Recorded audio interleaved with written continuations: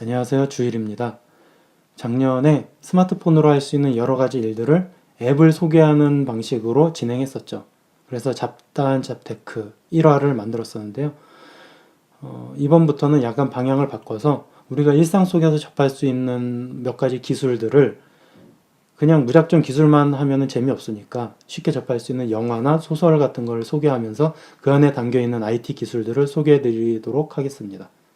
네, 오늘 두 번째 시간 다룰 내용은 코리 닥터로우라는 사람이 쓴 리틀 브라더라는 책을 중심으로 이야기를 진행해 보겠습니다. 작년에 나온 책이고요. 꽤 인기가 많았던 걸로 알고 있습니다. 주인공 이름은 마커스고요. 17살이고 미국 샌프란시스코에 삽니다. 이 소년의 특기는 컴퓨터예요. 컴퓨터 관련해서는 그냥 모르는 게 없을 정도로 툭탁툭탁 만들어내고 프로그램도 잘 짜고 그리고 시스템 같은 허점을 잘 찾는 아주 기술이 대단한 친구입니다. 어느 날 땡땡이를 치고 도시로 놀러 갔는데 친구들과 노는 도중에 우연히 테러 현장 근처에서 사고를 당해요.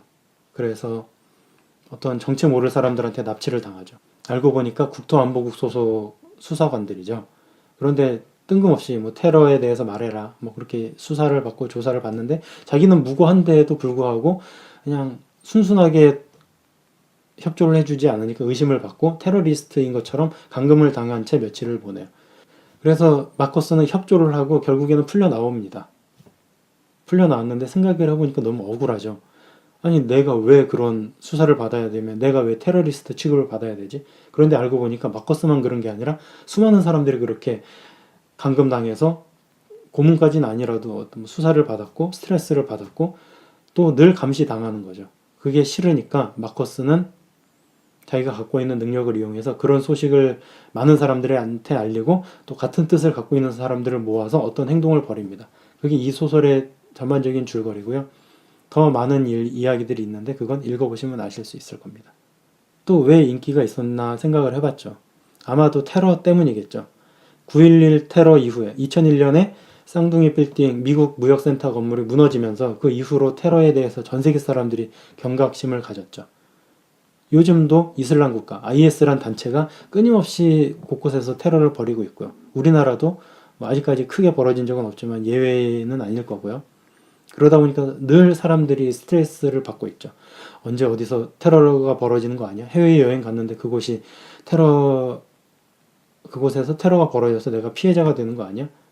혹은 그런 테러 때문에 하도 뭐 보안 검색도 심하고 모든 곳에 검문을 하고 하니까 그것 때문에 스트레스를 받기도 하고 또 최근에는 우리나라에서 테러 방지법 통과 관련해서 많은 논쟁이 있었죠. 그러다 보니까 사람들이 테러, 감시에 대해서 늘 관심을 갖고 있던 차에 이 책이 나온 거죠. 네. 이 책 제목이 왜 리틀 브라더인지 아시는 분? 네. 혹시 동물농장이라는 소설 읽어보셨어요? 그 소설을 쓴 사람이 조지 오웰이라는 소설가인데요. 1949년에 1984, 1984란 소설을 썼습니다. 그 소설은 모든 것이 감시되고 통제되고 정해진 대로만 움직이고 과거의 안 좋은 기억들은 자고 일어나면 없던 일이 돼버릴 정도로 무서운 세상인 그런 전체주의 국가를 다루고 있습니다. 그 안에서 주인공이 조금씩 각성을 하고 발버둥 치지만 결국에 그 체제 안에서 크게 달라질 건 없는 그런 류의 소설인데요. 그 소설의 영향을 받은 영화들도 많이 있습니다. 그것처럼 미래의 사회, 암울한 미래의 상을 그릴 때 반드시 언급되는 소설 중에 하나가 이 조지 오웰의 1984인데요. 그 1984 소설 속, 이야기 속에서 모든 것을 감시하고 내려다보는 존재가 있습니다. 절대 권력. 그 권력, 감시하는 눈을 뭐라고 부르냐? 빅브라더라고 부릅니다. 이제 아시겠죠? 그래서 이 소설에서 리틀 브라더라고 쓴 이 제목은 조지 오웰의 1984의 빅브라더를 따온 겁니다. 그런데 왜 빅이 아닌 리틀이냐? 그거는 읽어보시면 알 텐데요. 간단하게 말하면 그런 절대적인 권력이 아닌 일상의 작은 시선을 갖고 있는 시민들이 리틀 브라더가 돼야 된다는 말입니다. 이 소설이 나온 건 2008년이고요. 아직 제대로 된 스마트폰이 나오지 않은 때예요. 그러다 보니까 휴대폰도 그냥 폴더폰 썼고 외부에 돌아다니면서 인터넷 쓰는 거는 거의 일상적이지 않은 시대였음에도 불구하고 이 소설 안에는 엄청나게 많은 기술 내용들이 들어가 있어요. 그러다 보니까 그런 기술에 대해서 좀 관심이 없고 그런 분들한테는 어렵게 느낄 수가 있을 것 같아요. 지금부터 하나씩 설명해 보겠습니다. 네, 첫 번째로 NFC 혹은 RFID 기술입니다. 두 가지는 다른 건데요. 공통점은 근거리 무선통신 기술입니다. 무선통신 기술 하니까 벌써 어렵죠. 그런데 이미 우리는 많이 쓰고 있어요. 여러분들 휴대폰이 기지국가 신호를 주고받는 건 뭐 3G, 4G, LTE 이런 말로 표현하잖아요. 그거는 통신망을 이용해서 장거리 몇십 킬로까지 모르겠지만 뭐 몇 킬로 주고받는 신호죠. 또 하나는 무선 인터넷이라고 와이파이라고 부르는 신호가 있죠. 그 기술은 가까운 거리, 물론 아주 가깝지 않더라도 몇십 미터 떨어져도 되긴 하지만 가까운 거리에서 쓰는 빠른 속도의 통신 기술을 말합니다. 그리고 블루투스라고도 아시죠? 뭐 이어폰, 휴대폰과 연결해서 이어폰으로 소리를 듣는다든가 아니면 스피커를 통해서 무선으로 소리를 전달하는 혹은 마우스도 무선 마우스, 블루투스 마우스, 블루투스 키보드가 있고요. 이거는 와이파이보다 더 짧은 공간에서 전달이 되는 기술입니다. 지금 설명하는 NFC와 RFID는 그것보다 더 가까운 공간에서만 통신이 가능한 아주 근거리 무선 통신 기술을 말합니다. 어디에서 쓰냐? 교통카드, 신용카드, 스마트폰에서 쓰죠. 그래서 비접촉으로 뭔가를 신호를 주고받을 수 있는 겁니다. 선을 꽂지 않아도 그냥 갖다 대기만 해도 혹은 가까이 갖다 대지 않고 그냥 근처 스치기만 해도 뭔가 신호를 주고받죠. 여러분들이 전철, 버스 탈 때 카드 리더기에 카드를 띡 대면은 돈이 차감이 되죠. 혹은 요즘 최신 휴대폰 쓰는 분들 중에서는 마트 같은 데 갔을 때 식당 가서 밥 먹고 결제할 때 휴대폰만 기계에 갖다 대면 결제가 되는 걸 겪어보거나 이렇게 옆에서 본 적이 있으실 겁니다. 그게 바로 이 NFC 기능을 이용한 거고요. 아주 편리하죠. 신용카드 지갑에 이렇게 두껍게 갖고 다니지 않더라도 휴대폰만 갖다 대면 되니까 얼마나 편해요. 또 예전 같은 경우는 버스나 지하철 탈 때 표 끊고 동전 내고 그렇게 해야 되는데 이제는 그냥 카드만 집어넣으면 되고 기계에 집어넣을 필요도 없이 갖다 대기만 하면 되고 아주 편하죠. 그럼 RFID는 어디서 쓰일까요? 도서관 같은 데 보면 예전에는 책을 빌리거나 반납할 때 바코드에 바코드 리더기를 댔죠. 근데 요즘에는 그렇게 안 하는 곳도 많죠. 기계에다가 이렇게 놓고 있으면 기계에서 텅 소리가 나면서 모든 수속이 끝나요. 그거는 그 안에 RFID 칩 회로가 박혀 있어서 그래요. 거기랑 신호를 주고받는 거죠. 또 어디에 있을까요? 옷가게 같은 데서도 볼 수 있죠. 물론 모든 게 그렇진 않은데 태그, 정상적인 결제를 하지 않고 들고 나오면 혹은 점원이 깜빡해가지고 그 태그를 띄어있지 않고 나왔을 때 입구에 있는 도난 경보 장치를 그냥 지나가면은 소리가 삑삑 울려서 뭐 난감한 적 있으셨죠? 그런 곳에서 쓰이는 기술 중에 하나가 RFID 칩입니다. 또 어디서 쓰이냐? 반려동물 등록제란 거 들어보셨어요? 이제는 개를 키우는 분들은 꼭 신고를 해야 돼요. 광견병도 있고 분실했을 경우 주인을 찾아주기 위해서 하는 그런 목적으로 도입된 제도가 반려동물 등록제인데요. 그것을 하려면 두 가지 정도의 인식표를 달아요. 하나는 목걸이 같은 형태의 모양으로 되어 있는데 그냥 갖다 대면은 기계를 갖다 대면 뜨는 거는 교통카드랑 다를 게 없죠. 근데 또 하나는 뭐가 있냐면 주사기를 통해서 쌀알 크기의 아주 작은 크기의 칩을 동물들 어디 안 아플 만한 곳에 주사기로 집어넣습니다. 그러면 아물면은 이제 뭐 문제는 없는데 그러면 동물이 이렇게 지나가다가 유기견, 유기묘를 발견했을 때 기계를 갖다 대면 그 칩을 통해서 이 동물의 원래 주인, 원래 사는 곳은 여기구나라는 정보가 떠요. 이걸 보면 알 수 있듯이 NFC, RFID는 이미 우리 주변에서 많이 쓰고 있죠. 이 소설에서는 그런 무선 통신 기술들이 어디서 쓰이냐? 학생들이 각 책을 대여하잖아요. 학교 도서관에 책을 대여하면은 단지 대여해서 끝나는 게 아니라 그 책이 이동한 경로가 학교 시스템에 기록이 돼요. 그러면 이 학생이 몇 교시에 어디 있었고, 몇 교시 쉬는 시간에 어디 있었고, 어디를 이동했고, 학교 밖으로는 언제 나갔는지가 기록이 되는 거예요. 무섭죠? 근데 실제로도 그렇습니다. 여러분들이 갖고 있는 교통카드 되면은 신용카드 이용 내역 조회를 해보시면은 몇 시 몇 분 몇 초에 버스에서 전철에서 내렸다 탔다 기록이 나오고요. 이 NFC, RFID 기술이 되게 편리하기도 하지만 어떻게 보면 일종의 감시 도구가 될 수도 있는 양면성이 있는 기술이기 때문에 제일 첫 번째로 다뤘습니다. 두 번째로는 감시 카메라입니다. 흔하죠. 우리 일상생활에서 감시 카메라 없는 곳이 없는데요. 특히 뉴스는 이제 감시 카메라 영상이 없으면 진행할 수 없을 정도예요. 어떤 사건 사고가 터졌다. 뭐 어린이집에서 어린이를 학대를 했다. 교통사고가 났다. 그랬을 때 그 영상 자료 화면을 보여주죠. 이제는 경찰들이 어떤 사건을 수사할 때 제일 먼저 하는 일이 CCTV 파일부터 확보하는 거라고 합니다. 어떤 일인지 파악하는데 CCTV 영상, 감시 카메라 영상만큼 유용한 게 없다는 거죠. 근데 그런 감시 카메라가 요즘에는 더 나날이 진화하고 있어요. 예전에는 그냥 지나가는 사람이 남자다 여자다 무슨 색깔 옷을 입고 있다 정도만 알아보고 번호판을 알아보기 힘든 그런 블랙박스 영상도 많았는데요. 요즘에는 풀 HD를 넘어서 4K까지 지원하는 그런 해상도를 갖고 있는 카메라가 많고요. 또 이동을 인식해요. 나와 있는 이미지를 분석해서 색깔도 인식하고 걸음걸이도 인식하고 이 사람의 이동 경로를 자동으로 추적할 수 있는 기능들이 도입되고 있습니다. 그래서 어떤 사람이 빨간 옷을 입고 은행 강도를 저지르고 도망가요. 그러면 예전 같으면 형사들이 그 곳곳에 있는 CCTV를 다 입수해서 몇 날 며칠을 본 다음에 아 이쪽으로 갔구나 해서 한참 뒤에야 범인을 찾을 수 있었는데 요즘에는 그냥 컴퓨터를 보다가 이놈이 은행을 나갔네? 그러면 빨간 옷을 입은 은행 강도 클릭만 하면 자동으로 그 사람과 동일한 체형을 갖고 있고 동일한 색깔의 옷을 입고 있는 사람을 추적해서 이곳이 아닌 다른 곳에 갔을 때도 그 사람을 찾아낼 수 있는 능력을 갖고 있습니다. 이 소설 속에서는 주인공 마커스가 학교에 그 시스템이 있는 걸 알고 있어요. 걸음걸이에 따라 사람마다 걸음걸이가 다르다는 걸 알고 이 학생이 여기를 다녔구나라는 게 기록이 다 되기 때문에 그걸 피하고자 자기 신발 밑에다가 이물질을 집어넣어요. 그럼 어떨까요? 평소 걸음걸이가 다르죠. 그래서 이 사람은 마커스가 아니구나. 이런 거리의 사람은 이런 걸음걸이를 걷는 사람은 우리 학교에 없는데 우리 학교 학생이 아니겠구나. 그러면 이 사람이 학교를 중간에 나가더라도 땡땡이를 쳐도 학교 감시 카메라로는 잡아낼 수가 없겠죠. 전 세계에서 감시 카메라가 1인당 감시 카메라 수가 제일 높은 곳이 영국이라고 했었어요. 그런데 제가 볼 때는 이제는 거의 한국이 그걸 넘어서지 않았을까? 왜냐하면 뭐 강력범죄 사건만 터지면 CCTV 도입해야 된다. 어린이집에다 곳곳에 설치해야 된다.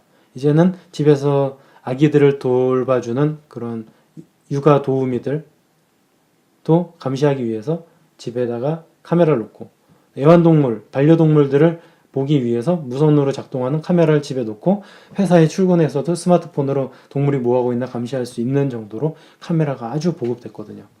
자동차 블랙박스는 말할 것도 없고요. 그래서 감시 카메라는 가장 유용하고 편리한 도구긴 한데 또 이것만으로 모든 걸 다 해결할 수 있을까 싶기도 합니다. 어떤 면에서는 사람이 더 수사를 잘할 수 있을 거고 범죄자가 감시 카메라 때문에 어떤 일을 꼭 안 한다는 게 뭐 확실하게 드러난 연구 결과나 그런 게 없거든요. 두 번째로는 감시 카메라를 다뤄봤습니다. 세 번째는 메신저입니다. 메신저 앱 많이 쓰시죠? 스마트폰을 쓰면서 뭐 앱, 뭐 앱 그런 거 쓰시는데요. 아주 편하죠. 예전에 문자만 보낼 때는 글자로만 몇 글자 안 되고 또 그거 불편한 자판으로 입력하다 보니까 긴 글 쓰기도 힘들었는데 요즘에는 그냥 뚝딱뚝딱 한두 마디 칠 수도 있고 장문을 보낼 수도 있고 사진도 보낼 수 있고 음성 메시지도 보낼 수 있고 되게 편리한 도구로 남녀노소도 쓰고 외국에 나가 있는 가족, 친구와 연락할 때도 쓰고 돈도 안 들고요. 그래서 뭐 와이파이만 터지면 어디서든 할 수 있고 그런데 생각해보면 일상생활 속에서 거의 모든 대화가 메신저를 통해서 이루어지고 있다 보니까 반대로 보면 이 메신저만 감시를 하면 모든 걸 알아낼 수도 있는 거죠. 뭐 가깝게는 그냥 친구, 배우자나 애인이나 뭐하고 있나 이렇게 들여다보면 다 나오기도 하겠지만 수사기관들이 이 사람이 무슨 일을 했는지 보려면 메신저만 보면 되는 거예요. 실제로 뭐 전화통화를 많이 하지도 않고 직접 바쁘다 보니까 만나서 얘기를 안 하는 세상이잖아요. 그러니까 메신저만 보면 이 사람이 평소에 어떤 생각을 하고 있고 무슨 약속을 했고 어떤 자료를 주고받았는지 메신저만 보면 다 나와 있죠. 무섭죠. 그러다 보니까 뭔가 들키고 싶지 않은 사람들, 뭐 나쁜 일을 해서가 아니라 그냥 사생활을 지키고 싶은 사람들은 점점 많이 쓰는 메신저가 아닌 다른 곳으로 옮겨가기도 해요. 그래서 러시아산 뭐 텔 무슨 메신저 이런 걸 쓰기도 하고요. 혹은 이 주인공처럼 이 소설 속의 주인공은 마이크로소프트라는 회사에서 나온 엑스박스란 게임기의 채팅창을 이용해서 친구들과 소통을 해요. 혹시 그런 기사 보셨어요? 테러범들이 뭐 플레이스테이션이란 게임기에 있는 메신저 기능을 통해서 테러 모의를 했다.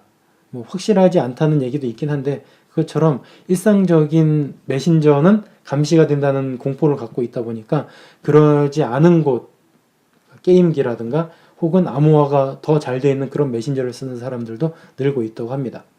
그래서 사람들은 이렇게 그런 사건들이 터질 때마다 보안이 더 철저하고 암호화가 잘 되고 있는 메신저로 옮겨가기도 하고 그런 것들을 일컬어 망명이라고 하기도 하더라고요. 뭐 보안은 아주 좋은데요. 안 좋은 점은 이걸 쓰는 사람이 없다 보니까 뭐 이모티콘도 날릴 수 없고 친구도 많이 없다 보니까 그런 메신저를 쓰다가 지쳐서 다시 원래대로 돌아오기도 하더라고요. 하지만 나는 사생활이 중요하다. 난 범죄자도 아니고 당당하지만 내 삶을 누군가 감시하는 거는 원하지 않는다라는 분들은 그런 보안이 더 철저한 메신저를 쓰시는 것도 한 가지 방법이라고 생각합니다. 네, 이번 다룰 기술은 자녀 감시 앱입니다.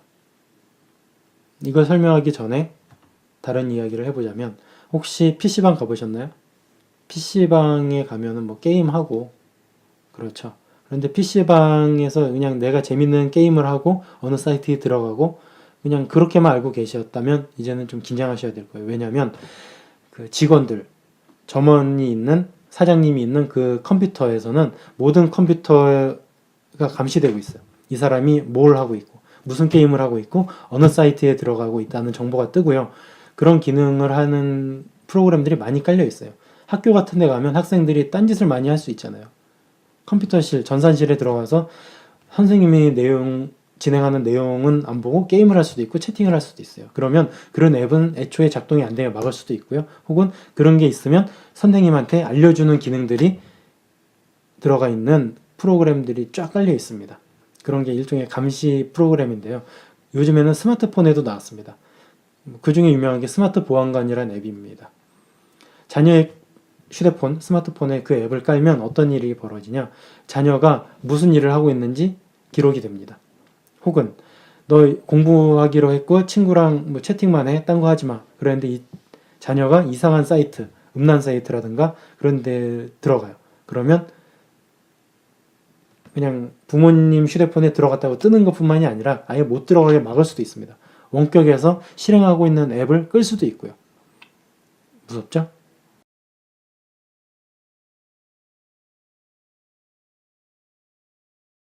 이번 기술은 게스트 모드, 손님 모드입니다.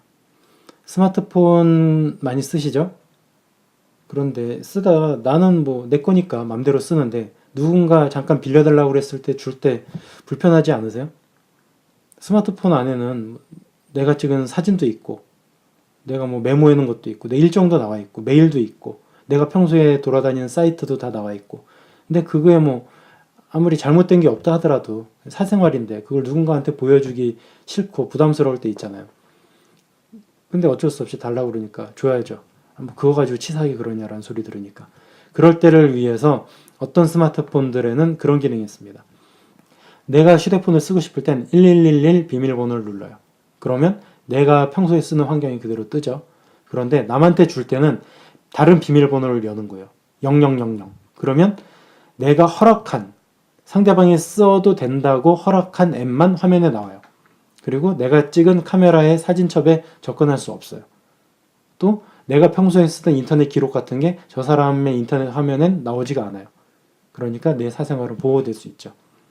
소설 속에서 주인공 마커스가 국토안보국 요원한테 휴대폰을 압수당해요. 그래서 이걸 열어라 라고 할 때 고민을 하죠. 아, 내가 평소에 저장 공간을 2개 만들어서 내 중요한 자료들은 한쪽에 놓고 누군가한테 보여줘야 될 때는 다른 저장 공간을 열어주면 좋지 않았을까 했는데 아무리 머리 좋은 마커스도 이런 것까지 그냥 평소에 준비는 안 해놨었나 보죠. 그래서 순순히 자기 휴대폰을 보여줄 수밖에 없는 상황이 나왔는데 그거랑 관련돼서 평소에 이런 게스트 모드를 잘 썼다면 그렇게 남한테 자기의 사생활이 드러나는 일은 없겠죠? 유용하게 쓰시면 좋을 겁니다. 네, 이번에는 좀비 PC인데요. 많이 들어보셨을 거예요. 디도스 공격이라고 들어보셨어요? 짧은 시간에 수많은 컴퓨터들이 한 곳에 접속을 하니까 그 접속한 컴퓨터, 그 사이트는 너무 많은 일을 처리해야 되죠. 일종의 과부하 상태인데요. 그러다 보니까 원래 기능을 못하고 다운이 되고 작동 중지가 되는 거죠. 근데 이런 일은 왜 일어나냐? 어떤 해커, 안 좋은 생각을 갖고 있는 사람들이 미리 수많은 컴퓨터에다가 악성 코드를 심어 놓는 거예요. 그걸 일종의 로봇 할 때 봇이라고도 하는데요. 그 악성 코드 프로그램들이 수많은 컴퓨터에 깔려 있어요. 어떻게 깔려 있냐? 해커가 메일을 보내요. 뭐 재밌는 제목으로 넣어요. 뭐 아주 재밌는 영상인데 보시겠습니까? 혹은 무슨 성인용품, 야한 사진, 혹은 어떤 기업의 연봉 정보입니다. 보시겠습니까? 라고 메일을 주면 호기심 많은 사람들은 그걸 열어봐요. 열어서 실행 파일을 누른 순간 그 컴퓨터는 악성 코드에 감염되는 거죠. 그러면 그때부터는 이 컴퓨터는 내 컴퓨터인데 내 컴퓨터가 아닌 거예요. 해커가 마음만 먹으면 해커가 원하는 대로 조종을 할 수가 있고요. 내 컴퓨터 안에 있는 정보들을 빼갈 수도 있고요. 내가 입력하는 키가 어떤 키인지, 비밀번호가 뭔지도 다 감시할 수 있고요. 내 컴퓨터에 달려있는 웹캠에서 나오는 영상을 중간에 볼 수도 있어요. 그게 바로 악성 코드인데요. 그런 악성 코드를 깔아놨다가 해커가 몇 월 며칠 몇 시에 내가 저기를 쳐들어갈 거니까 너희들 다 작동해라 라고 사전에 입력을 해놓으면 그 순간 내 컴퓨터는 내가 의도하지도 않았는데 누군가를 공격하는 공격의 주체가 되는 겁니다. 좀비라는 말이 자기 영혼도 없고 그냥 이성도 없이 누군가 시키는 대로 혹은 영혼 없이 그냥 정처 없이 걸어다니는 시체 같은 존재들을 말하잖아요. 같은 의미로 내 컴퓨터가 좀비처럼 내가 의도하지도 않았는데 어디인가에 접속하고 누군가를 공격하는 그런 무서운 일을 한다고 해서 좀비 PC라고 불려요. 그럼 어떻게 막을 수 있을까요? 두 가지가 있을 것 같아요. 하나는 평소에 백신 프로그램을 잘 깔아놓고 업데이트를 하는 거죠. MS 윈도우를 쓰시는 분들은 업데이트 하시겠습니까? 할 때 나중에 하는 분도 계시고 한번 하면은 막 몇 시간 걸리기도 하니까 귀찮아서 안 하는 분도 계신데 대부분의 업데이트는 기능을 향상시키는 것도 있지만 보안상의 허점을 막는 업데이트가 많아요. 그래서 업데이트는 꼭 떴을 때마다 해주시는 게 좋고요. 그리고 보안을 위해서라면 백신 프로그램은 꼭 한 개 이상 깔아두세요. 그렇다고 뭐 너무 많은 프로그램을 깔아봤자 오히려 컴퓨터가 느려져서 의미가 없기도 한데 백신을 없는 것보다는 훨씬 나니까 꼭 한 개 이상의 프로그램은 깔아두시는 게 좋습니다. 두 번째는 평소 생활 습관을 조심하셔야 되는 건데요. 이상한 사이트 들어가지 않아야 되고요. 누군가 메일을 보냈는데 내가 아는 사람이 아니면 열어보지 말고 그냥 스팸 메일로 보내시고요.